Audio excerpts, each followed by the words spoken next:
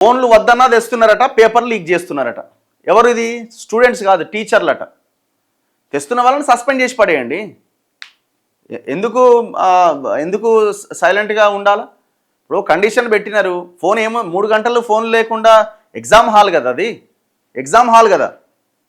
ఫోన్లు వద్దన్నా తెస్తున్నారు, పేపర్ లీక్ చేస్తున్నారు. మొన్న ఎక్కడో మొత్తం ఆ పేపర్ అంతా 5-6 టీచర్లు కలిసి బయటికి పంపించేసినారు. మొత్తం రాష్ట్రం అంతా తిరిగింది ఆ హిందీ పేపర్. మరి లీక్ అయినట్టే కదా అది. సిబ్బందిని తనిఖీ చేసే వ్యవస్థనే లేదట. పిల్లలను మాత్రం ఇది వేసుకొచ్చినావా, అది వేసుకొచ్చినావా, ఇంకేముంది అని ఒకటే చెక్ చేస్తారు. మరి టీచర్లను కూడా చెక్ చేయాలి కదా. వాట్సాప్ ద్వారా ఎగ్జామ్ సమయంలోనే ఇతర కేంద్రాలకు చేరవేత.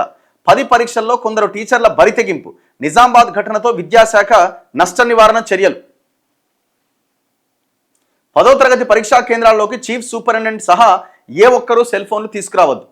ఏదైనా అవసరమైతే బందోబస్తులో ఉన్న కానిస్టేబుల్ నుంచి ఫోన్ తీసుకొని మాట్లాడాలి అని విద్యాశాఖ కొన్నేళ్ల క్రితమే మార్గదర్శకాలు ఇచ్చినా ఏటా కొందరు ఉపాధ్యాయులు బరితెగిస్తున్నారు. పరీక్ష పూర్తి కాకముందే వాట్సాప్ ద్వారా ప్రశ్నాపత్రాలు బయటకు పంపిస్తున్నారు.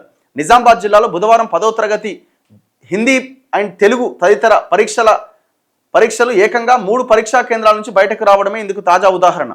పరీక్షా కేంద్రాల వద్ద విధుల్లో పాల్గొనే సిబ్బందికి తనిఖీలు లేకపోవడంతో కొందరు వాటిని లోపలికి తీసుకొని వెళ్తున్నారు. ఎంత ఘోరం అండి ఇది.